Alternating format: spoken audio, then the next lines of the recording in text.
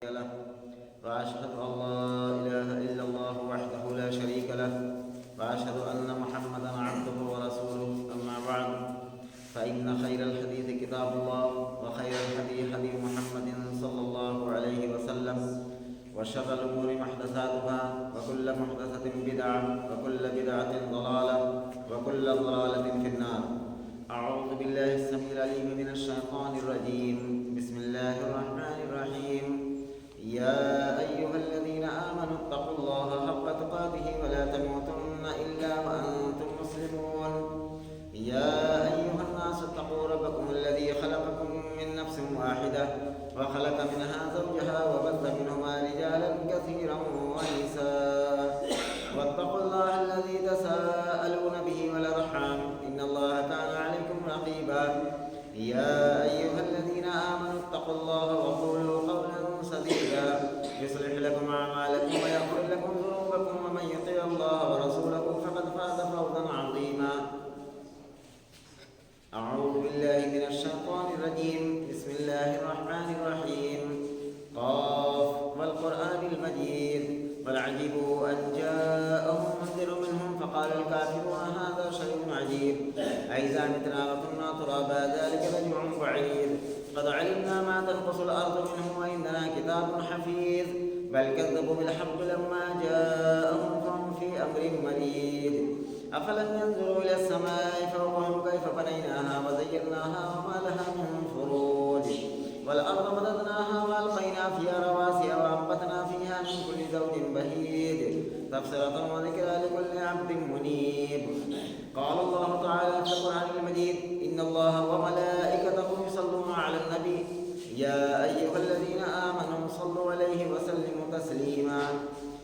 اللهم صل على محمد وعلى آل محمد كما صليت على إبراهيم وعلى آل إبراهيم إنك حميد مجيد. اللهم بارك على محمد وعلى آل محمد كما باركت على إبراهيم وعلى آل إبراهيم إنك حميد مجيد. خصوصا على أفضل البشر بعد الأنبياء بالتحقيق أمير المؤمنين أبي بكر الصديق وعلى الناطق بالصدق والصواب أمير المؤمنين عمر بن الخطاب وعلى كامل الحياء والإيمان أمير المؤمنين عثمان بن عفان وعلى غالب كل غالب أمير المؤمنين علي بن أبي طالب وعلى الإمامين الهمامين السعيدين الشهيدين أبي محمد الحسن وأبي عبد الله الحسين وعلى أمهما سيدة النساء فاطمة الزهراء وعلى أمه الشريفين المطهرين من الأدناس الحمزة والعباس وعلى الستة الباقية من العشرة المبشرة وسائر الصحابة والتابعين رضوان الله تعالى عليهم أجمعين. اللهم اغفر للعباس وولده مغفرة ظاهرة وباطنة لا تغادر ذنبا. الله في أصحابي لا تتخذوا غرضا من بعدي فمن أحبهم فبيحب أحبهم ومن أبغضهم فببغض أبغضهم وخير أمتي قرني ثم الذين يلونهم ثم الذين يلونهم. اللهم أيد الإسلام وأنصاره وأذل الشرك وأسراره. بارك الله لنا ولكم في القرآن العظيم ونفعنا وإياكم بالآيات والذكر الحكيم إنه تعالى جواد كريم ملك بر رؤوف رحيم.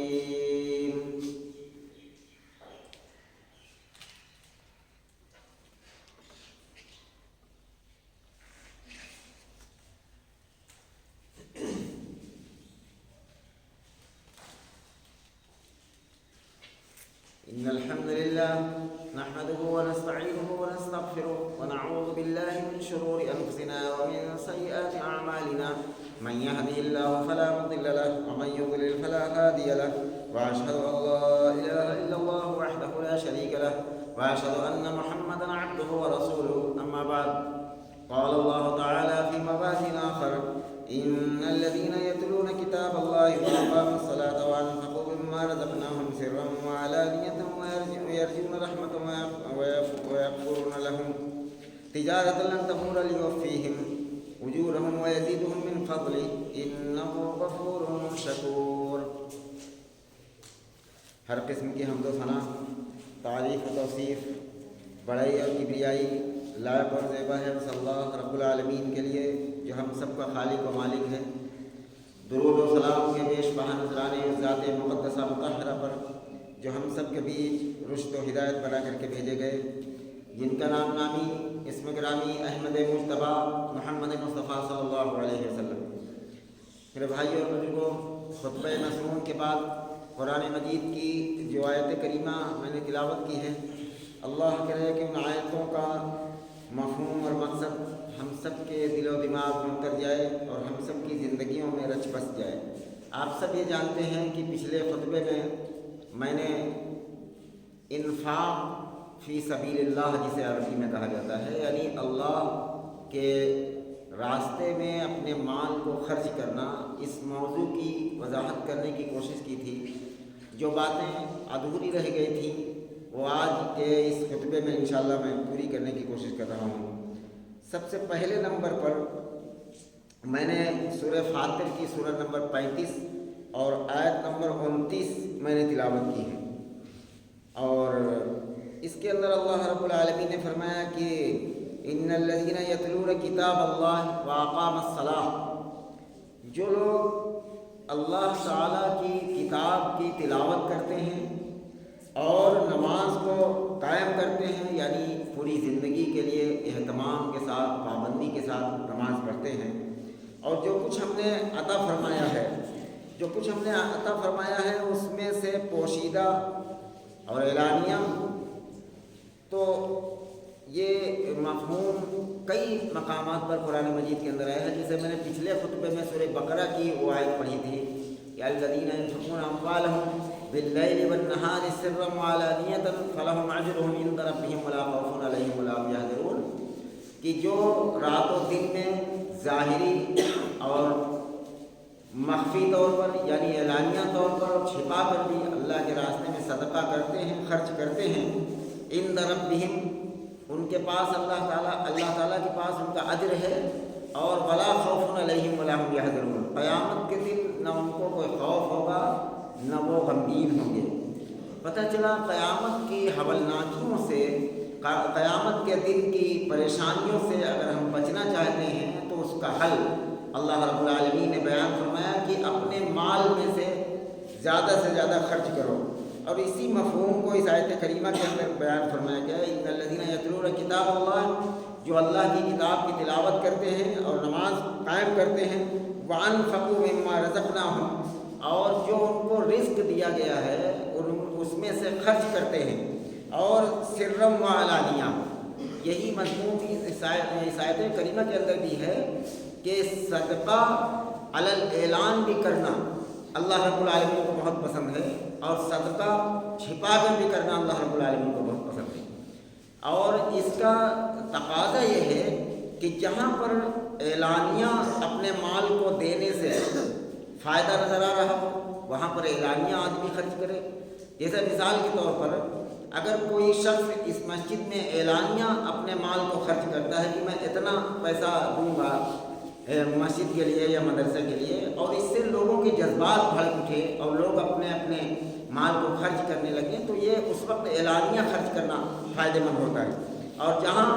کسی کی حقارت اور کسی کی بے عزتی کا معاملہ ہو، جیسے کہ کوئی آدمی بیمار ہے یا پریشان ہے، اس پر اپنا مال خرچ کرنا، یہ تمام کی تمام صدقہ ہے، اللہ کے نام پر خرچ کرنا،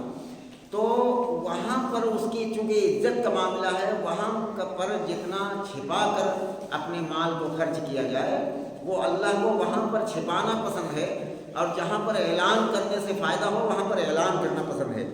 تو فرمایا کہ سرم و علانیۃ، جو شخص چھپا کر اور اعلانیہ خرچ کرتا ہے، یرجون تجارت لن تبور، تو اس میں اس کی ایسی تجارت کے وہ لوگ امیدوار ہیں جو کبھی گھاٹے میں نہیں ہو سکتی، کبھی خسارے میں نہیں ہو سکتی۔ اپنے مال کو اللہ کے راستے میں خرچ کرنا یہ ایک طرح کی تجارت ہے۔ جیسے مثال کے طور پر ایک آدمی بہت اپنی زبان کا معتبر ہوتا ہے اور امین ہوتا ہے، تو اس شخص پر آدمی بھروسہ کرتا ہے کہ اتنا مال دینے کا اس نے وعدہ کیا ہے، ہم دن بھر کام کریں گے اتنا مال ہم کو ملے گا، تو آدمی بھروسہ کرتا ہے کہ یہ شخص دے گا، اور اللہ رب العالمین انہ لا یخلف المیعاد، قرآن مجید کے اندر بار بار آیت کریمہ نازل ہوئی کہ اللہ کبھی اپنے وعدے سے خلاف نہیں ہوتا۔ اللہ نے فرمایا کہ جو شخص اپنے مال کو خرچ کرتا ہے ظاہری طور پر بھی اور چھپا کر بھی، وہ جو ہے فرمایا کہ تجارت لن تبورا، اللہ رب العالمین سے ایسی تجارت کر رہا ہے جو تجارت کبھی گھاٹے میں نہیں ہو سکتی۔ انسان سے جب آدمی تجارت کرتا ہے تو کبھی فائدہ ہوتا ہے، کبھی نقصان کے بھی امکان ہوتے ہیں، کبھی کبھی نقصان بھی ہو جاتا ہے، لیکن اللہ رب العالمین نے اس آیت کریمہ کے اندر گارنٹی لی ہے کہ اگر کوئی شخص اپنے مال کو خرچ کرتا ہے مسجد میں، مدرسے میں، کسی کی بیماری میں، کسی کی پریشانی میں، تو یہ جو ہے تجارت لن تبور، یہ ایسی تجارت ہے جو کبھی نقصان اس میں ہو ہی نہیں سکتا، اور تاکہ ان کی اجرتیں پوری دے دے اور ان کو اپنے فضل سے زیادہ دے، بے شک وہ بڑا بخشنے والا اور قدردان ہے۔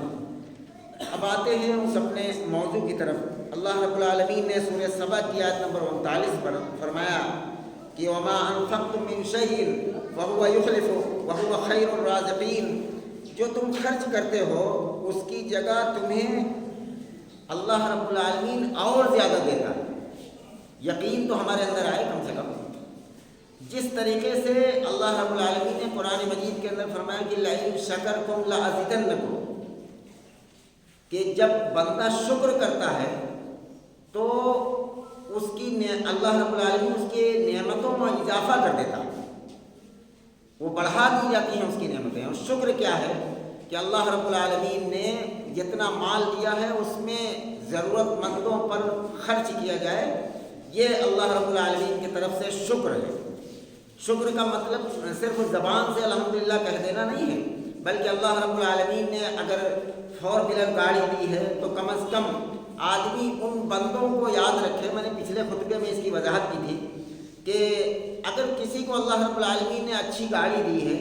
اور جب کوئی آدمی کو دیکھے کہ راستے پر وہ پیدل چل رہا ہے اور پسینے ہیں اور اپنے پھٹے حالوں میں ہے، تو اس کے دل میں یہ خیال ضرور آنا چاہیے کہ میرا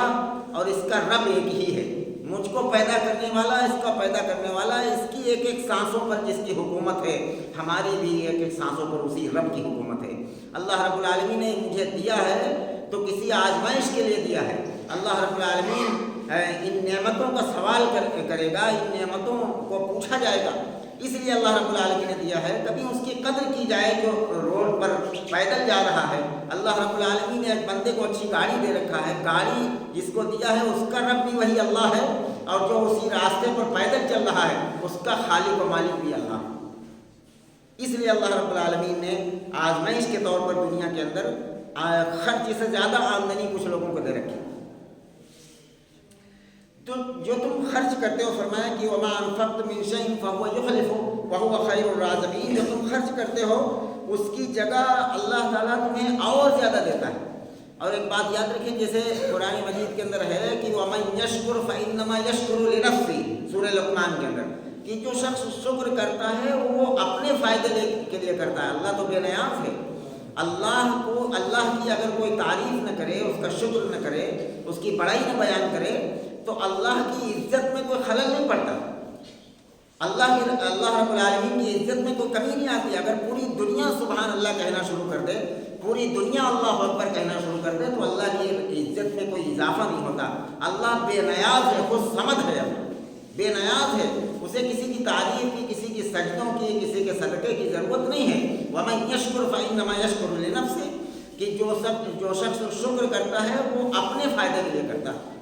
اس کا اپنا فائدہ ہے۔ اور جہاں شکر کا اپنا فائدہ ہے تو سورہ محمد کے اندر اللہ رب العالمین نے فرمایا کہ وَمَن يَبْخَلْ فَإِنَّمَا يَبْخَلُ لِنَفْسِهِ، کہ جو شخص کنجوسی کرتا ہے اس کی کنجوسی اس کے اپنے لیے خسارہ ہے، اس کے اپنے لیے نقصان ہے۔ تو میرے بھائیوں، کبھی اللہ رب العالمین سے تجارت کر کے دیکھی جائے، جو مال آ رہا ہے اس میں سے خرچ کرنا شروع کر دے آدمی کسی نہ کسی طریقے سے۔ بعض لوگ یہ عذر پیش کرتے ہیں کہ ہم بہت تنگی کی زندگی گزار رہے ہیں، ہمارے پاس تنگی ہے، اپنا خرچ پورا نہیں ہوتا، اسی میں سے شروع کیا جائے، اسی میں سے شروع کیا جائے، اللہ رب العالمین نعمتوں کو بڑھا دے گا۔ یقین تو کرو اپنے رب کی باتوں پر، اللہ رب العالمین نے فرمایا کہ لئن شکرتم لازیدنکم، تم شکر کرو گے تو تمہاری نعمتیں بڑھا دی جائیں گی، اس کو اور زیادہ مال عطا کیا جائے گا جتنا خرچ کرے گا۔ اور اس سے تعلق سے ایک واقعہ مجھے یاد آتا ہے کہ جنگ تبوک کے موقع پر رسول اللہ صلی اللہ علیہ وسلم نے جب چندہ کرنا شروع کیا تو وہ جو پچھلے خطبے میں نے اس کو بیان کیا تھا کہ حضرت ابو بکر رضی اللہ تعالیٰ عنہ اپنا پورا مال لے آئے، حضرت عمر بن خطاب رضی اللہ تعالیٰ عنہ اپنے گھر کا آدھا مال لے آئے۔ اسی جنگ کے موقع پر ایک اور یہ کڑی ہے کہ جب مال بیت المال کے اندر چھلیاں لگا دی گئیں اور ایک صحابی تھے جن کا ایک پیر کمزور تھا، لنگڑے صحابی تھے بیچارے، انہوں نے سوچا کہ میرا اللہ کے دین کے لیے، اللہ کے دین میں میرا کچھ کیسے لگے، میرے پاس مال بھی نہیں ہے، میں محنت بھی نہیں کر سکتا، میرا ایک پیر بھی کمزور ہے، میرا کچھ کیسے لگ جائے۔ لوگوں نے اتنا زیادہ مال دیا ہے اللہ کے دین کو پھیلانے کے لیے، لوگوں نے اتنا مال خرچ کیا، کسی نے اپنے پورے گھر کا مال دے دیا، کسی نے آدھا مال دے دیا، اور میں کیا کروں، میرا ایک پیر بھی کمزور ہے، میرے پاس مال نہیں ہے، فاقہ کشی کی زندگی ان کی۔ اور انہوں نے سوچا کہ کوئی تو طریقہ اپنایا جائے جس سے ہمارا بھی کچھ لگ جائے اللہ کے دین۔ انہوں نے سوچا کہ مزدوری کے لیے نکلتے ہیں۔ وہ صحابی مزدور منڈی میں کھڑے ہوئے اور لوگ آتے گئے اور مزدوروں کو لیتے چلے گئے۔ ان کو نکما جان کر یہ سوچا کہ ان کا ایک پیر خراب ہے، کیا کام کر سکتا ہے، بہرحال ان کو کسی نے نہیں پوچھا، وہ گھر چلے آئے واپس۔ دوسرا دن ہوا، پھر مزدور منڈی میں پہنچتے ہیں، پھر کھڑے رہتے ہیں، لوگوں کو لوگ لیتے ہوئے چلے جا رہے ہیں اپنے کام کاج کے لیے، لیکن ان کو کسی نے نہیں پوچھا، اس لیے کہ دیکھا ایک پیر خراب ہے، وہ بوڑھے آدمی بھی ہیں، کیا کام کر سکتے ہیں۔ تیسرا دن جب ہوا، پھر وہ مزدور منڈی میں کھڑے ہوئے، یہ جذبہ تھا صحابہ کرام کے اندر۔ اور تیسرے دن کھڑے ہوئے تو ایک شخص آیا، جب کوئی مزدور باقی نہ رہا ان کے سوا، تو ایک شخص آیا اور کہا کہ میرے گھر تم کام کرو گے؟ تو کہا ہاں بالکل کام کریں گے۔ تو کہا کہ بھائی تم کیا کام کر سکتے ہو، تم پیر سے بھی کمزور ہو۔ تو کہا کہ آپ جو کچھ بھی دینا ہو مجھے دے دیجیے گا، مجھے کام پر لے چلیے کسی طریقے سے۔ تو 9 کھجوروں پر طے ہوئی ان کی مزدوری۔ اس شخص نے کہا کہ میں تمہیں 9 کھجوریں دوں گا اگر تم میرے گھر کام کرنے کے لیے چلو، 9 کھجوروں پر۔ اور دن بھر وہ اللہ کا بندہ، وہ اللہ کا مخصوص بندہ جو رسول اللہ صلی اللہ علیہ وسلم کے ساتھیوں میں سے تھا، دن بھر مزدوری کرتا رہا 9 کھجوروں پر، اور شام کو 9 کھجوریں ملی، اور وہ 9 کھجوریں لا کر بارگاہ رسالت میں وہ شخص پیش کرتا ہے، یا رسول اللہ میرے پاس کچھ نہیں ہے، میرے پاس کچھ مال نہیں تھا، میں نے پورا دن ان 9 کھجوروں کے بل پر میں نے پورا دن میں اس کے گھر میں اپنے سر پر بوجھا ڈھویا ہے ان 9 کھجوروں کے بل پر، یا رسول اللہ ان 9 کھجوروں کو قبول فرما لیجیے اللہ کے دین کے لیے۔ تو رسول اللہ صلی اللہ علیہ وسلم نے کہا، ان کھجوروں کو بڑے احترام کے ساتھ ہاتھ میں لیا، اور رسول اللہ صلی اللہ علیہ وسلم نے کہا حضرت عثمان رضی اللہ تعالیٰ عنہ سے کہ اے عثمان یہ کھجوریں لے کر جاؤ، اور بیت المال میں جو مال لگا ہوا ہے اس پورے مال پر ان کو بکھیر دو۔ تو صحابہ کرام کی عادت شریفہ تھی کہ کبھی پہلے نہیں سوال کرتے تھے، جو کام جو حکم ملتا تھا اس کو کرنے کے بعد سوال کرتے تھے کہ اس کی کیا وجہ۔ پہلے پورے مال پر بکھیر دیا حضرت عثمان رضی اللہ تعالیٰ عنہ نے، اس کے بعد کہا یا رسول اللہ مجھے یہ بات سمجھ میں نہیں آئی، وہ 9 کھجور تھے، اگر آپ یہ کہتے کہ کسی ایک کونے میں کسی ایک جگہ پر رکھ دیا جائے بات کچھ سمجھ میں آتی، یہ بکھیر دینے کا کیا مطلب ہے؟ تو رسول اللہ صلی اللہ علیہ وسلم نے فرمایا کہ ان 9 کھجوروں کے اندر جو اخلاص چھپا ہے، جو محبت اور جو کیفیت چھپی ہے، اللہ کی قسم یہ 9 کھجوریں، یہ کھجور جس مال پر ان بوریوں پر پڑ جائے گی وہ بوریاں اللہ کے دربار میں قبول ہو جائیں گی، اس کے اندر یہ خشوع اور خضوع ہوگی۔ اللہ دل کی کیفیت کو دیکھتا ہے۔ اللہ کے حبیب صلی اللہ علیہ وسلم فرماتے ہیں، صحیح مسلم کی روایت ہے کہ ان اللہ لا ينظر الى صورکم واعمالکم، اللہ رب العالمین نہ تمہاری شکلوں کو دیکھتا ہے نہ تمہارے مال کو دیکھتا ہے، ولکن ينظر الى قلوبکم، اللہ سب سے پہلے دلوں کو دیکھتا ہے، اور پھر الى قلوبکم واعمالکم، سب سے پہلے دل دیکھتا ہے بعد میں اعمال دیکھتا ہے۔ دل کی کشش کیا ہے، دل کی کیفیت کیا ہے؟ تو میرے بھائیوں اور بہنوں، جو عورتیں بھی سن رہی ہیں اس خطبے کو، اچھی طرح یاد رکھیں کہ اگر گھر کے اندر تنگی ہے،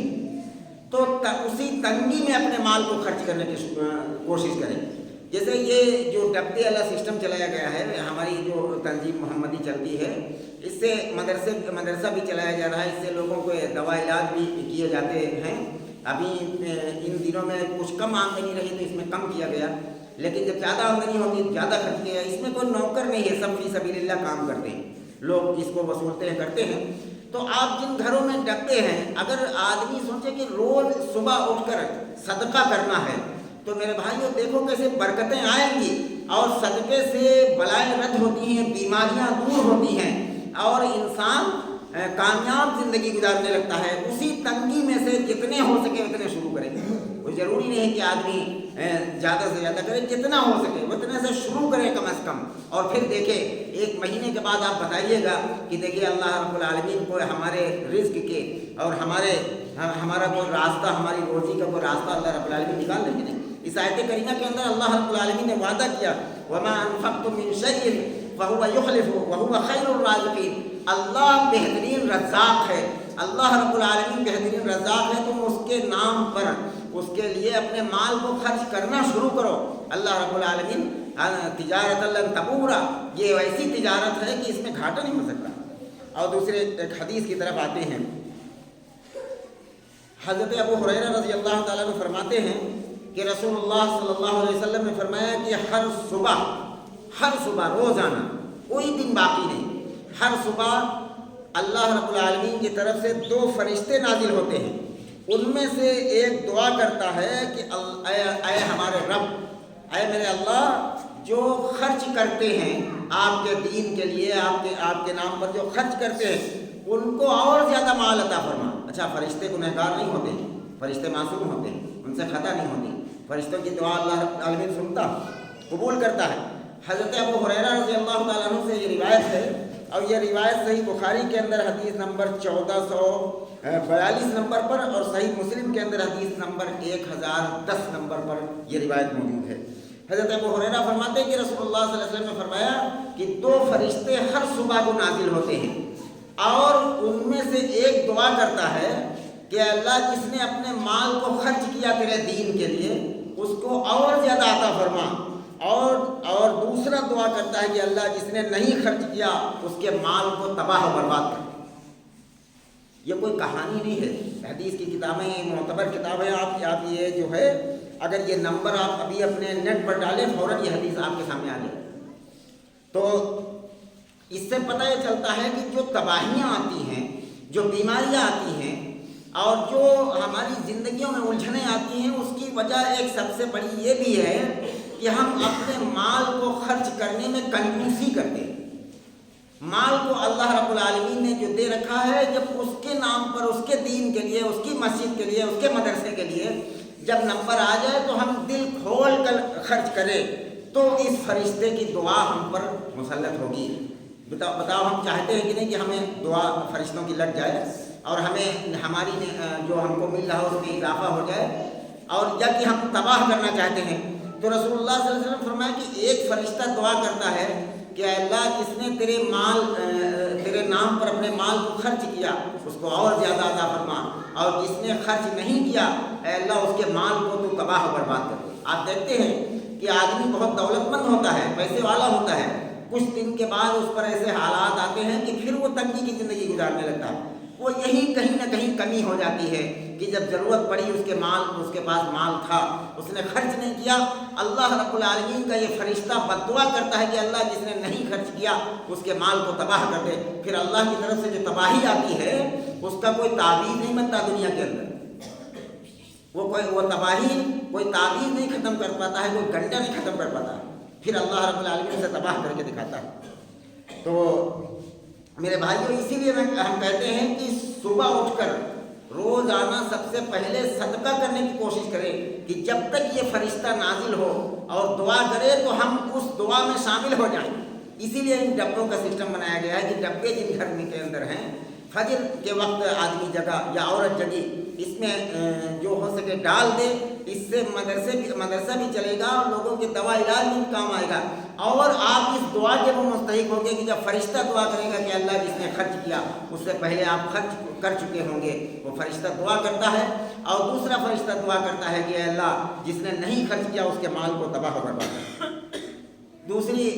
रिवायत की तरफ आते हैं। क़ाल अल्लाहु अज़्ज़ वजल या इब्न आदम उन्फ़िक़ा अलैक। यह रिवायत भी सही बुखारी के अंदर हदीस नंबर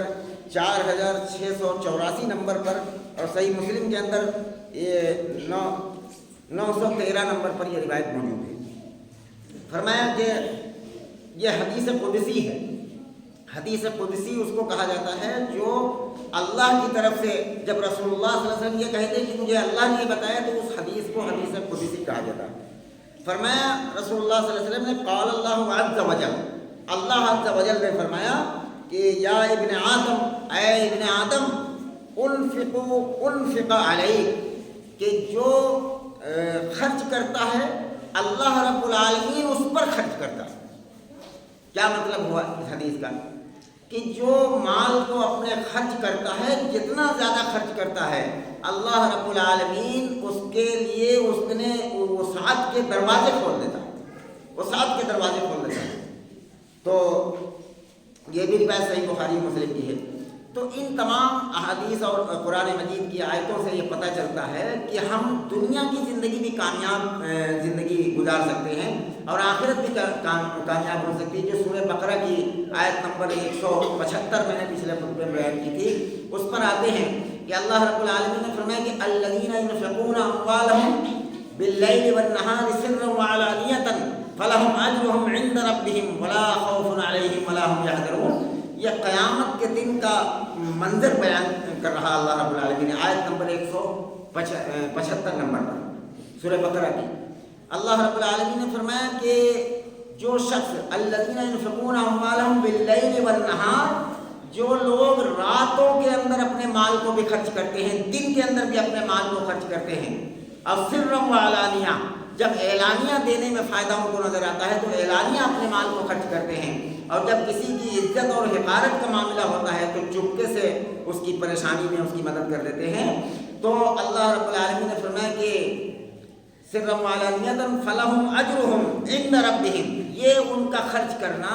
ये उनका अज्र उनके रब के पास है, इंद रब्बिहिम। और फरमाया कि फला खौफुन अलैहिम वला हुम यहज़रून। क़यामत के दिन जब एक मील की बुलंदी पर, सही मुस्लिम की रिवायत है कि एक मील की बुलंदी पर सूरज आ जाएगा और ज़मीन तांबे की हो जाएगी और पसीने में लोग, कोई घुटने तक, कोई कमर तक, कोई सीने तक, और किसी का पसीना, अल्लाह के नबी सल्लल्लाहु अलैहि वसल्लम फरमाते कि किसी का पसीना उसकी लगाम बन रहा होगा, उसके नीचे के होंठ तक पसीना आ जाएगा। क़यामत के दिन का मामला एक तरह का नहीं होगा जैसे कि दुनिया का मामला है, उससे बहुत अलहदा मामला। दुनिया के अंदर जब बारिश होती है तो चाहे वो काफिर का खेत हो, चाहे वो किसी मोमिन का खेत हो, चाहे अल्लाह का जिक्र करने वाले का खेत हो, चाहे अल्लाह के बागी का खेत हो, सबके ज़मीन पर बारिश होती है। जब सूरज निकलता है तो काफिरों के घरों को भी रोशन करता है, मोमिनों के घरों को रोशन करता है। जब चाँद निकलता है तो काफिरों के घरों को भी रोशन करता है, मोमिनों के घरों को भी रोशन करता है। और इसी तरीके से जब हवा चलती है तो चाहे अल्लाह का दुश्मन हो उसके बदन पर भी हवा लगती है, चाहे अल्लाह का नेक मोमिन बंदा हो उसके भी हवा लगती है। लेकिन आखिरत का मामला बराबर नहीं है। आखिरत के अंदर अल्लाह रब्बुल आलमीन ने अलग अलग अमाल के एतबार से रखा, इसीलिए फरमाया कि उसी ज़मीन पर सब खड़े होंगे, लेकिन कोई शख्स अपने घुटनों तक पसीने में डूब जाएगा, कोई शख्स अपनी कमर तक पसीने में डूब जाएगा, कोई शख्स अपने सीने तक पसीने में डूब जाएगा, कोई शख्स नीचे के होंठ तक पसीने में डूब जाएगा। और मैंने पिछले खुतबे में इसकी बहुत तफसीली वजाहत की थी कि नबी हज़रत आदम अलैहिस्सलाम से लेकर हज़रत ईसा अलैहिस्सलाम तक सारे नबी जवाब दे देंगे कि आज मैं अल्लाह के दरबार में कोई सिफारिश नहीं कर सकता। मेरे भाइयों, ये दुनिया है, यहाँ तो आदमी किसी को पीर बना लेता है, समझ लेता है कि पीर बख्शवा लेगा, और या किसी को इमाम बना लेता है, इमाम साहब बख्शवा लेंगे, हाफिज़ साहब बख्शवा लेंगे। लेकिन अल्लाह के हबीब सल्लल्लाहु अलैहि वसल्लम फरमाते हैं कि आदम अलैहिस्सलाम से लेकर और ईसा अलैहिस्सलाम तक लोग आएंगे, उनके पास जमा होकर के, बुखारी मुस्लिम की लंबी रिवायत है पूरे सफ़े पर, और लोग आएंगे सब के सब जवाब देते हुए चले जाएंगे कि मैं अल्लाह के दरबार में आज नहीं कह सकता, अल्लाह बहुत आज गुस्से में है, میں نہیں صرف اپنی اپنی غلطیاں بیان کریں گے، یہاں تک کہ لوگ اللہ کے حبیب صلی اللہ علیہ وسلم فرماتے ہیں کہ وَأَنَا الْحَاشِرُ، میں اکٹھا کرنے والا ہوں، لوگ پوری نبیوں کی امتیں محمد رسول اللہ کے قدموں میں اکٹھا ہو آئیں گی اور اللہ کے نبی صلی اللہ علیہ وسلم اپنا سر رکھیں گے، وہ ایسی کیفیت ہوگی اور سجدے میں سر رکھیں گے، اللہ فرمائے گا ارفع راسک، اپنا سر اٹھاؤ اور سل توتا، سوال کرو تمہیں عطا کیا جائے گا، اور اللہ کے حبیب فرمائیں گے اللہ کچھ لوگ جہنم کے اندر جل رہے ہیں، اللہ فرمائے گا کہ جاؤ ایک رئی کے دانے کے برابر جن کے اندر ایمان ہو ان کو جہنم سے نکال لاؤ۔ اب اللہ کے نبی جہنم کے اندر جائیں گے نکالنے کے لیے، وہ جہنم کانہا ترمی بشرر کالقصر، قرآن کے اندر ہے کہ محلات جیسے اس کے انگارے ہوں گے، جیسے کہ بڑا ایک محل بنا ہوتا ہے، ترمی بشرر کالقصر، قصر کہتے ہیں جب بڑے کاف سے قصر بولا جائے تو اسے بہت بڑی کوٹھی اور محل کہا جاتا ہے، کہا کہ محلات جیسے اس کے انگارے ہوں گے، اس کے اندر جس کی لپٹیں کافی دور تک جا رہی ہوں گی، لیکن اس میں ہم سب کے آقا جناب محمد رسول اللہ صلی اللہ علیہ وسلم جائیں گے، آگ ان کو نہیں جلائے پائے گی۔ اللہ دنیا کی آگ کی طرح نہیں ہے کہ کوئی ایمان والا پہنچ جائے وہ بھی جل جائے گا اور کوئی آدمی نافرمان ہو وہ بھی جل جائے گا، آگ کا جلانا کام ہے، لیکن آخرت کی آگ ایسی نہیں۔ اللہ کے حبیب جائیں گے اور نکالیں گے اور 2-3 مرتبہ جائیں گے، وہ تفصیل میں نے پچھلے خطبے میں بیان کی تھی کہ پھر ایک ذرے کے برابر اللہ فرمائیں گے جن کے اندر ایمان ہو ان کو بھی نکال لو، پھر ایک ذرے سے کم جن کے اندر ایمان ہو ان کو بھی نکال لو، رسول اللہ صلی اللہ علیہ وسلم نکالیں گے، اللہ رب العالمین آخر میں کہیں گے کہ اب انبیاء آپ سفارش کر چکے، اب نمبر آیا ہے ارحم الراحمین کا، میرا نام ارحم الراحمین ہے، اللہ ایک لب بھر اللہ نکالیں گے، بخاری کی حدیث ہے، اللہ کی مٹھی میں اللہ کے لب میں کتنے آئیں گے، اللہ کی مٹھی کتنی بڑی ہے اللہ ہی کو معلوم۔ اللہ رب العالمین آخری رحمت جو ہوگی وہ اللہ رب العالمین ان کو نکالے گا جن کے ایمان کو جناب محمد رسول اللہ صلی اللہ علیہ وسلم بھی نہ سمجھ پائیں گے۔ اللہ فرمائے گا کہ اے میرے حبیب کچھ لوگ ایسے ہیں جن کے ایمان کو تم بھی نہیں سمجھ سکے، اب میں نکالتا ہوں، ایک لب بھر اللہ رب العالمین نکالیں گے۔ تو اس دن کی سختی ایسی ہوگی، تو فرمایا کہ فلا خوف علیہم ولا هم یحزنون، اس دن کی سختی پر نہ ان کو کوئی خوف ہوگا نہ ان کو کوئی غم ہوگا، اور اس دن کے خوف سے اور غم سے اگر آدمی نجات پا جائے تو بیڑا پار ہو جائے۔ میرے بھائیوں یہی ہے کہ اپنے مال کو زیادہ سے زیادہ جب ضرورت پڑے تو خرچ کرو، سرا وعلانیۃ فلہم اجرہم عند ربہم، وہ اعلانیہ اور خفیہ طور پر اپنے مال کو خرچ کرو، اور عند ربہم، ان کے رب کے پاس اجر ہے اس کا، اور فلا خوف علیہم ولا هم یحزنون، ایسے لوگوں کو اس دن کی سختی میں نہ کوئی خوف ہوگا نہ وہ غمگین ہوں گے۔ اللہ رب العالمین سے دعا ہے کہ جو باتیں کہیں سنی گئی اللہ ہم سب کو اس پر عمل کی توفیق عطا فرما دے۔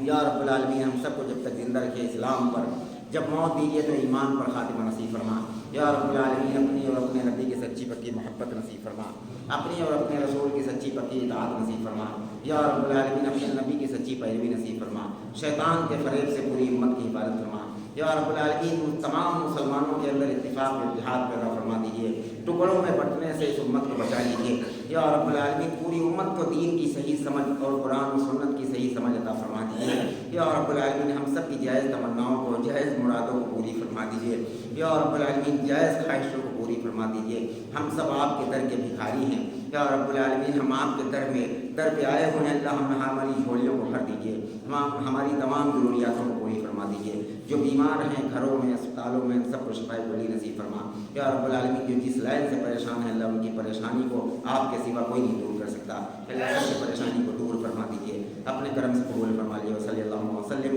عباد اللہ رحمکم اللہ، ان اللہ یأمر بالعدل والإحسان وإیتاء ذی القربى وینہی عن الفحشاء والمنکر والبغی یعظکم لعلکم تذکرون، واذکروا اللہ العلی العظیم یذکرکم وادعوہ یستجب لکم ولذکر اللہ تعالی اعلی